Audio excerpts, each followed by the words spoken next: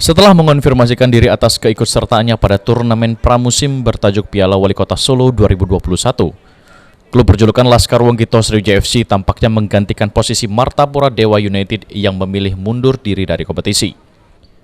Diketahui Martapura Dewa United menarik diri dari keikutsertaan Piala Wali Kota Solo 2021 dikarenakan situasi COVID-19 yang tidak kondusif, terkhusus di wilayah Jawa Tengah.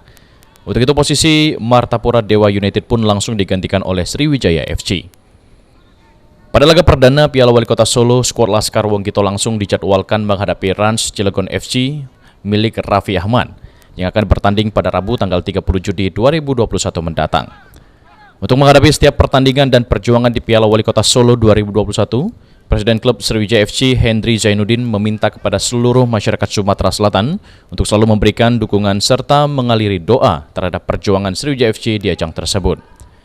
Diharapkan dengan dukungan serta doa yang mengalir untuk SFC dapat membuat tim Laskar Wonggito juara dan memboyong pulang Piala Wali Kota Solo.